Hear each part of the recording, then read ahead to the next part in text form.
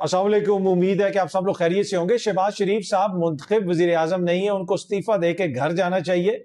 ये बात कल मिफ्ता इस्माइल साहब ने कही। उन्होंने ये कहा कि इकोनॉमी के साथ जो कुछ भी हो रहा है उसकी जिम्मेदारी शहबाज शरीफ साहब पे आती है। कोई भी वजीर खजाना हो, आप सिर्फ वजीर खजाना को मौरूद इल्जाम नहीं ठहरा सकते। एंड ऑफ द डे इस सारी टीम के सरबराह तो शहबाज शरीफ साहब हैं। वजीर खजाना औरंगजेब साहब हो या इसहाक डार साहब हो, इससे फर्क नहीं पड़ता। असल जो जिम्मेदार हैं वो तो वजीर आजम शहबाज शरीफ हैं। अब ये सारी बातें कौन कर रहा है? शहबाज शरीफ साहब की अपनी काबीना का फॉर्मर मेंबर, यानी माजी में उनकी काबीना के रुकन रहने वाले उनके वजीर खजाना मिफ्ता इस्माइल आज कौम को ये बता रहे हैं कि शहबाज शरीफ साहब मुंतखब वजीर आजम नहीं है, उनको घर जाना चाहिए। PDM-1 की जो पहली हुकूमत थी उसमें मिफ्ता इस्माइल साहब वजीर खजाना थे, लेकिन अब वो ये कह रहे हैं कि जनाब शहबाज शरीफ साहब का ये जो दौरे हुकूमत है उसमें वो मुंतखब नहीं है, लिहाजा उनको घर जाना चाहिए। अब वो मुंतखब हैं या नहीं है इसका फैसला तो किसी अदालत में ही हो सकता है, लेकिन मिफ्ता इस्माइल साहब ने जो बात कही है उनका ये मतलब है कहने का कि भाई असल जिम्मेदारी मईशत के हवाले से वो शहबाज शरीफ साहब की है। अगर अब आप मईशत को देखें, पेट्रोल की कीमत में कमी नहीं की गई, लेवी में इजाफा कर दिया गया चंद रुपए, जिसकी वजह से पेट्रोल की कीमत में इजाफा हुआ। ऑल्दो कि हुकूमत कह रही है नहीं जी फलानी जगह पे ये हो गया, फलानी जगह पे वो हो गया, बड़ी टेक्निकल किस्म के जो है ना वो जवाब दे रही है कि उस जगह इतना होता है तो रुपए की कदर इधर होती है तो वैसे होती है। बहुत ही जिसे कहते हैं ना अलजबरा बना के अब हुकूमत उसका जवाब दे रही है, लेकिन हकीकत ये है कि हुकूमत ने पेट्रोल की कीमत में इजाफा किया है और लेवी की कीमत में भी, यानी जो लेवी की मद में पैसा कलेक्ट किया जाता है उसमें भी इजाफा किया।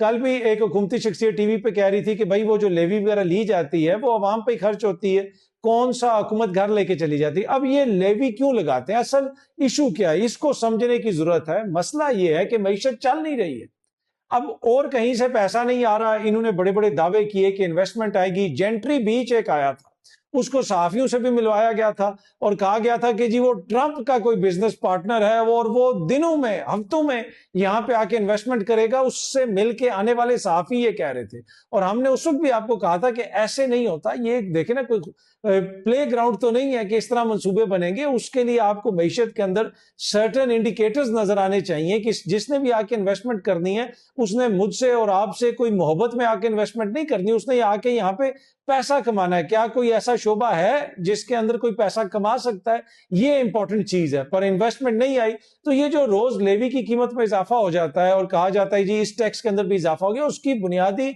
वजह यह है कि हुकूमत के पास पैसा ही नहीं है, कहीं और से पैसा ही नहीं आ रहा। इसी तरीके से ये पैसा इकट्ठा कर रहे हैं। लेकिन अगर आप इनके खर्चे देखें, दुनिया भर के इनके दौरे देखें, कल मैं देख रहा था कि किसी भारतीय किसी गालबन सहाफी ने ट्वीट किया हुआ था जिसमें उसने बताया था कि जनाब इस समर में मोदी ने कितने जो है वो टूर किए हैं। उसमें वो बता रहा है कि जनाब वो UAE भी गया, नीदरलैंड्स भी गया, स्वीडन भी गया। तो उस ट्वीट के ऊपर मुजम्मल असलम साहब ने लिखा हुआ था कि काफी सख्त मुकाबला है। यानी अब मुकाबला किससे है? यकीनन मुकाबला उनकी मुराद जो है वो पाकिस्तानी जो हुक्मरान है उनसे। जिस तरह हमारे हुक्मरानों ने गैर मुल्की दौरे किए और बहुत सारे लोग कह रहे हैं कि जी अब उतना पैसा नहीं है तो शायद इस वजह से अब वो गैर मुल्की दौरे कम हो जाएंगे, अखराजात को कम करना है। लेकिन उन लोगों के लिए मेरे पास एक अच्छी खबर है और अच्छी खबर ये है कि IMF से जल्द हमें मजीद पैसे मिलेंगे। ये सामने आप देख सकते हैं, दुनिया न्यूज रिपोर्ट कर रहा है IMF अगले 14 माह में पाकिस्तान को मजीद $3.6 अरब कर्जा देगी। जी हाँ जी, ये कल की खबर है। ये खबर पढ़ के मुझे तो बड़ी खुशी हुई कि अब ये पैसा आएगा, हुक्मरान नई गाड़ियां लेंगे, जहाज लेंगे, दुनिया भर के दौरे करेंगे और यकीनन जो है दुनिया भर में जाके पाकिस्तान के लिए मेहनत करके पैसा कमा के वापस लाएंगे और यहाँ पे इन्वेस्टमेंट होगी। तो ये बड़ी अच्छी खबर है जनाब। मोदी के साथ मुकाबला सख्त है, पर मुझे लगता है कि ये IMF से पैसे आ गए तो हमने मोदी को जो है ना इजीली मात दे देनी है, इजीली हमने मोदी को शिकस्त दे देनी है। अब अवामी पैसे की तरफ इनका एटीट्यूड क्या है, इसको समझना बहुत जरूरी है। मैं यूसुफ रजा गिलानी साहब का एक क्लिप देख रहा था, ये सामने उनका क्लिप है। इत्तेफाक से कोई जर्नलिस्ट हैं जिनको ये नहीं पता कि 2024-2025 के बजट में आई थी। अच्छा, तो वो खबर अब बना रहे हैं। तो अब मुझे तो उन पर रहमत है। ये किस किस्म की सहाफत है कि 1 साल के बाद उनको इन्फॉर्मेशन मिल रही है कि हमने भी जीप खरीदी थी और non bullet proof, simple, with 9 crore. इस क्लिप में वो फरमा रहे हैं कि जनाब वो बता रहे हैं कि जी वो जर्नलिज्म वो होता है जो नई स्टोरी हो। ये तो कोई पुरानी स्टोरी उन्होंने मेरी गाड़ी के हवाले से कर दी, ये तो पिछले साल के बजट से मंजूर हुई थी और गाड़ी की कीमत सिर्फ 9 करोड़ है। इस साल वो रजिस्टर्ड हुई है, तो इस वजह से सहाफियों को पता नहीं और उन्होंने कह दिया कि जनाब देखें چیئرمین سینٹ کے لیے 9 کروڑ روپے کی گاڑی لی گئی. اور بھائی پچھلے سال ہم IMF کو قرضہ دیتے تھے, پچھلے سال ہم نے ناروے کو پیسے دیے, پچھلے سال سویڈن ہم سے پیسے مانگ کے لے کے گیا تھا, اور پچھلے سال بھی تو ہم لوگوں سے بھیک مانگ کے گزارا کر رہے تھے نا. ہم سوری ٹو سے لفظ سخت ہے, لیکن جو ہم دنیا بھر سے پیسے لیتے ہیں, اگر آپ اس کو عامیانہ الفاظ میں اس کو ایکسپلین کریں تو لوگ یہی کہیں گے نا کہ جناب ہم بھیک مانگ رہے ہیں پوری دنیا سے. تو پچھلے سال بھی تو ہم مانگ تانگ کے گزارا کر رہے تھے. یہ کیا چیز ہے, یہ کیا انٹائٹلمنٹ ہے, یہ کیا سیلف سینس آف انٹائٹلمنٹ ہے کہ آپ یہ سمجھتے ہیں کہ آپ کو 9 کروڑ روپے کی گاڑی لے کے دی جائے اور وہ آپ کا رائٹ ہے. آپ کے فرزند جو ہیں وہ قومی اسمبلی کے باہر اپنی رینج روور میں آتے ہیں, ان سے ایک صحافی سوال پوچھتا ہے تو وہ کہتے ہیں بھائی یہ تو ذاتی گاڑی ہے, کسی اور کی کوئی سرکاری گاڑی پہ تو نہیں آ رہا. آپ کے ایک بیٹے کی 2 کروڑ روپے کی گھڑی جو ہے بارسلونا میں کوئی چھین لیتا ہے, اب تو شاید اس کی قیمت اس سے بھی زیادہ ہو, تو آپ کو کیا ضرورت پڑی ہے کہ آپ قومی خزانے سے 9 کروڑ روپے کی گاڑی لیں؟ آپ اپنی ذاتی گاڑی کیوں نہیں چلاتے؟ اللہ نے دیا آپ کو سب کچھ, ماشاءاللہ آپ کے پاس سب کچھ ہے, تو آپ اپنی ذاتی گاڑی کیوں نہیں چلاتے؟ آپ اپنے ذاتی پیسے سے لیں نا گاڑی, جس طرح آپ کے فرزند فرما رہے تھے کہ بھائی یہ ذاتی گاڑی ہے, جو مرضی ہو, لگژری ہو, جیسی بھی ہو. تو بھائی سب کے پاس پیسہ ہے, لیکن انہوں نے سب نے پروٹوکول لینے سرکاری. جو میں نے آپ کو کہا نا کہ یہ جو ہماری حکمران اشرافیہ ہے, انہوں نے ہر چیز مفت میں لینی ہے, ہر چیز سروس ہو جائے, کچھ بھی ہو جائے, تا یاد نوکر چاہیے, یہ بھی چاہیے, وہ بھی چاہیے, امارات کے بل منظور کیے جاتے ہیں. بھائی 1 روپیہ ہو یا 9 روپے ہوں یا 9 کروڑ روپے ہوں, آپ عوامی پیسہ جب خرچ کرتے ہیں تو لوگ آپ سے پوچھیں گے کیا ضرورت پڑی ہے کہ آپ کو اتنی مہنگی گاڑی لینے کی ضرورت اسپیکر کے لیے یا پھر چیئرمین سینٹ کے لیے یا کسی وزیر کے لیے یا کسی وزیر اعلیٰ کے لیے, اور آپ نے آنا ہے کچھ عرصے کے لیے. آپ اسلام آباد میں اگر اپنی گاڑی میں بھی گھومتے پھرتے رہیں گے تو کون سی ایسی قیامت آ جائے گی؟ ماشاءاللہ آپ کے پاس طرح طرح کی گاڑیاں ہیں, آپ کے صاحبزادوں کے پاس تو بڑی زبردست گاڑیاں ہیں. جس طرح آپ کے فرزند کی 2 کروڑ کی گھڑی تھی, تو یقیناً گھڑی اور بھی ان کے پاس کوئی ایسی ہوگی. اگر گاڑی نہیں ہے تو وہ گھڑی بیچ کے کوئی گاڑی خرید لیں, یقیناً گاڑیاں تو ہیں.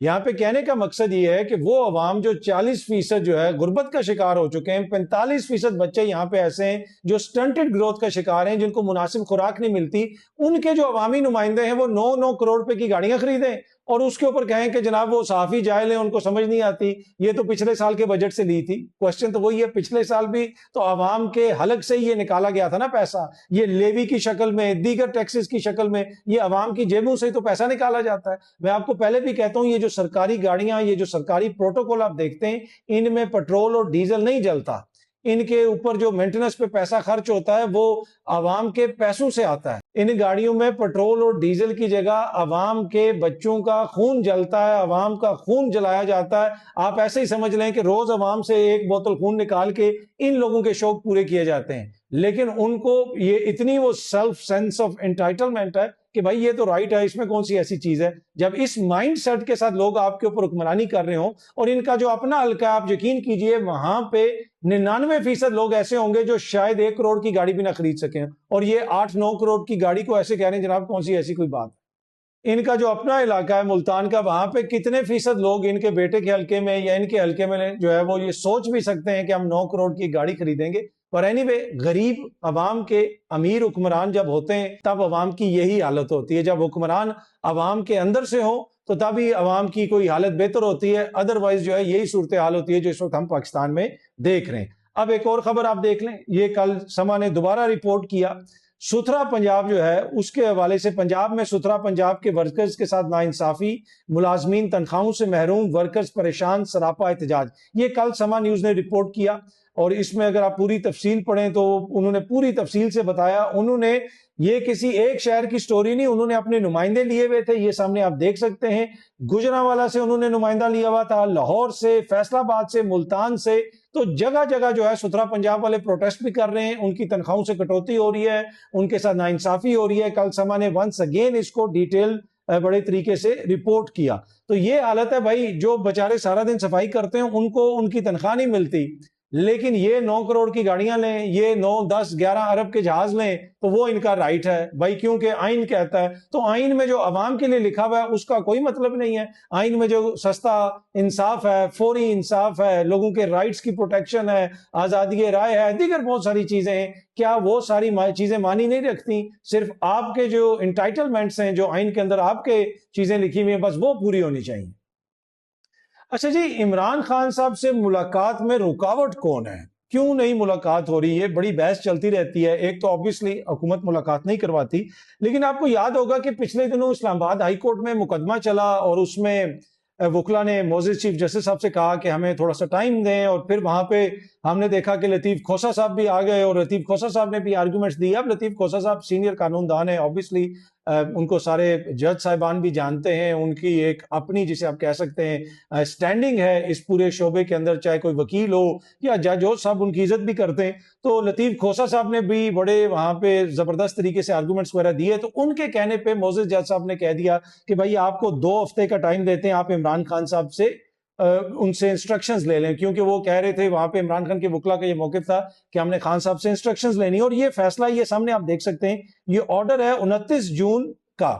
اس کے بعد اب اس 2 ہفتے میں ہم ایکسپیکٹ کر رہے تھے کہ کوئی یہ جائیں گے، جا کے ملاقات کریں گے اور اس حوالے سے جیل سپرڈینٹ کو کوئی درخواست وغیرہ بھی دیں گے. اور اس وقت انڈرسٹینڈنگ یہ تھی کہ شاید کیا پتا لطیف کھوسہ صاحب بھی جائیں، اور ابھی تک کوئی لطیف کھوسہ صاحب نے بھی کوئی درخواست وغیرہ نہیں دی. تو پھر جب میرے کل بھی کسی سے بات ہو رہی تھی، پھر میں نے پوچھا کہ کیا وجہ ہے. اس دن بھی معزز عدالت نے کہا تھا، جج صاحب نے فرمایا تھا، اس کے بعد آپ لوگوں نے کوئی درخواست نہیں دی. لطیف کھوسہ صاحب نے کم از کم کھوسہ صاحب ہی دے دیتے، بھائی سلمان صفدر کو نہیں جانے دیا جا رہا تو کھوسہ صاحب کو بھی وہاں پہ موجود تھے، انہوں نے وقت لیا تھا تو کھوسہ صاحب سپرڈینٹ کو دے دیتے.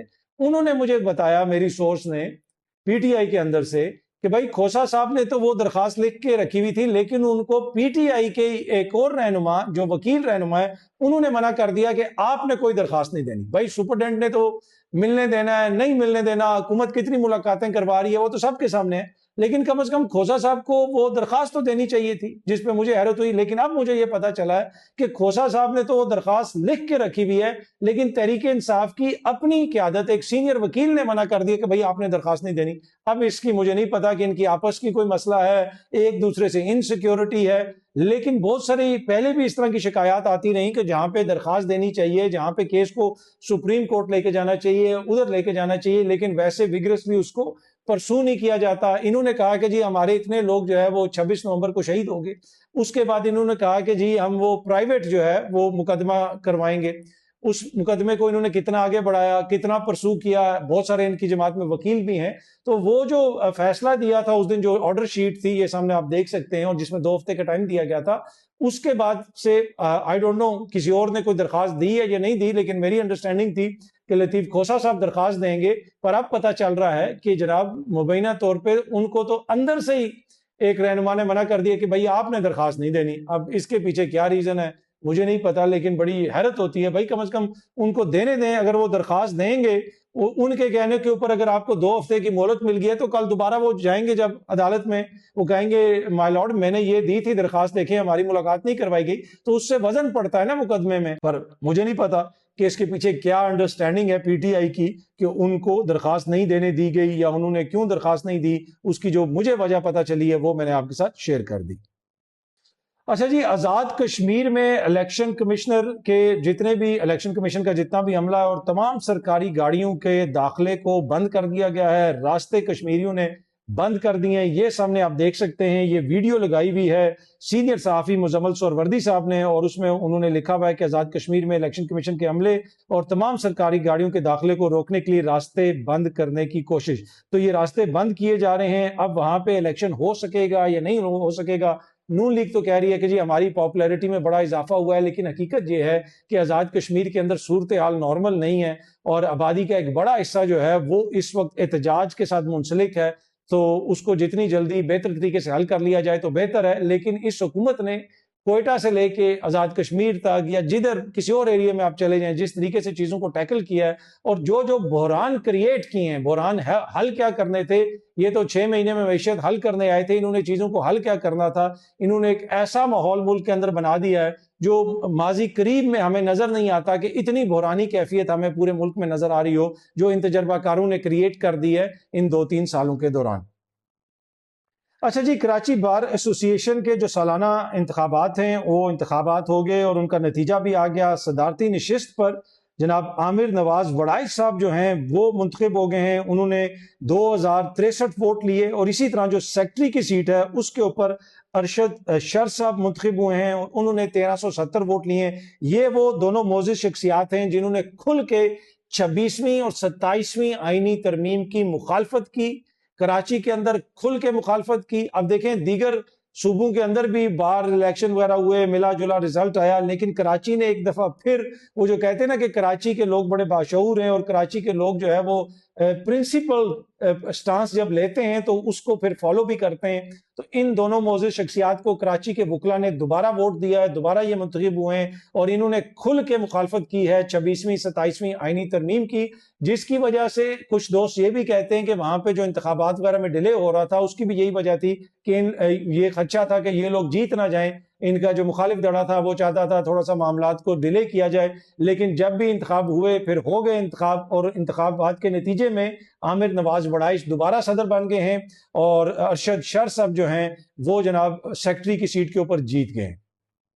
اچھا جی، کرپٹو کو آپ کو پتا ہے مفتی تقی عثمانی صاحب کی جانب سے جو ایک فتویٰ دیا گیا ہے کہ اس کی خرید و فروخت جائز نہیں ہے. اب جو حکومت کے مشیر ہیں بلال بن ثاقب، ڈیجیٹل اثاثوں کے حوالے سے یا کرپٹو کے حوالے سے، انہوں نے مفتی تقی عثمانی صاحب سے بات کی اور اس چیز کے اوپر ان کو اپنے موقف سے آگاہ کیا ہے. انہوں نے باقاعدہ اس کے اوپر ٹویٹ کی بھی تھی کہ ٹوڈے انہوں نے ڈسکشن کی ود مفتی تقی عثمانی صاحب on digital assets and ongoing conversation around their sharia status. تو آن گوئنگ جب وہ فتویٰ آ گیا تو اس کے بعد آپ نے رابطہ کر لیا. بھائی پہلے آپ کر لیتے جب آپ کو پتا ہے کہ یہاں پہ بہت ساری چیزیں ہیں. اسی طریقے سے میں نے آپ کو پہلے بھی بتایا تھا کہ جب وہ سارا کرپٹو کا یہاں پہ شور پڑ گیا، اس کے بعد سینٹ میں جب وہ آئی، اسٹیٹ بینک والے آئے تو انہوں نے بتایا کہ جناب ابھی تو اس کی خرید و فروخت جو ہے وہ انلیگل ہے، وہ جائز ہی نہیں ہے. اس کے بعد اس کی وہ قانون سازی ہوئی، وہ ایکٹ آیا.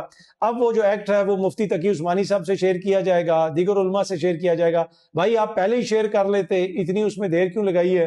اور تقی عثمانی صاحب جو ہے ان کے جو ذرائع ہیں، کل میں دیکھ رہا تھا سما نیوز پہ رپورٹ ہو رہا تھا، ایک پروگرام کے اندر کوئی صاحب آئے ہوئے تو وہ بتا رہے تھے کہ جی ہم سے رابطہ ہوا ہے اور اب وہ ایکٹ کو دیکھا جائے گا اور اس کے اوپر کنورسیشن ہوگی اور دیکھا جائے گا کہ اس کے اندر کیا ہو سکتا ہے. پر اینی وے پہلے سے یہ ساری چیزیں ہو جاتی تو زیادہ بہتر تھیں. اب کرپٹو سے کتنی بڑی گیم چینج ہوگی، کیا کچھ ہوگا، دنیا کے کس ملک میں جو ہے اکانومی کرپٹو کے بل کے اوپر چلتی ہے، لیکن یہاں پہ کرپٹو کو کافی زیادہ ہائپ کیا گیا. اور یہ بلال بن ثاقب، مجھے نہیں پتا کہ ان کا کرپٹو میں کتنا تجربہ ہے اور کتنا انہوں نے کتنے بڑے بڑے عہدے رکھے ہیں کسی کرپٹو سے ریلیٹڈ چیز میں دنیا بھر میں، لیکن یقیناً پاکستان کے وزیر اعظم کے وہ مشیر ہیں. اور وزیر اعظم ہاؤس میں جہاں تک مجھے میری انفارمیشن ہے کہ وزیر اعظم ہاؤس کے اندر ہی، ادھر ہی وزیر اعظم جدھر ہوتے ہیں ادھر ہی آفس ہے وزیر اعظم کا، ادھر ان کا بھی آفس ہے وزیر اعظم سیکٹریٹ میں ہی.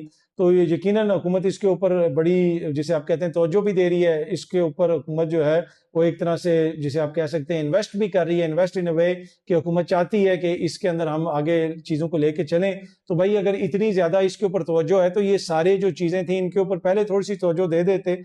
پر اینی وے جناب اب رابطہ ہوا ہے تو اب دیکھتے ہیں کہ اس کا آگے پھر کیا حل نکلتا ہے. کہ آپ دوبارہ کوئی فتویٰ آئے گا جس میں یہ کہا جائے گا کہ جی اب ان کی خریداری جائز ہے، اور جو پہلے چیز کہی گئی تھی وہ مکمل انفارمیشن نہیں تھی اور اب انفارمیشن مکمل آ گئی ہے، تو اس وجہ سے ہم نے یہ جو ہے اب یہ جائز قرار دے دیا. تو جو بھی اس کی مزید پیش رفت ہوتی ہے ہماری کوشش ہوگی کہ آپ کو اپ ٹو ڈیٹ رکھا جائے. یقیناً یہ جو علماء کرام ہیں یہ ہمیں گائیڈ کرتے ہیں، پورے معاشرے کو گائیڈ کرتے ہیں، تو ان کی جو بھی گائیڈنس ہے اس کو ہمیں سنجیدگی سے لینا چاہیے. اور یقیناً حکومت جو ہے اس کو تو زیادہ سنجیدگی سے لینا چاہیے، اس لیے کہ حکومت کو پتہ ہے کہ آگے چل کے پھر مسائل بھی ہو سکتے ہیں کہ ایک کام آپ نے شروع کر دیا، بعد میں علماء کرام اس کے حوالے سے رائے دیں، تو یہ اگر یہ رائے پہلے لے لی جاتی تو زیادہ بہتر ہوتا. بہت جلدی آپ سب دوستوں سے دوبارہ ملاقات ہوگی. اپنا خیال رکھیے گا. Thank you so much.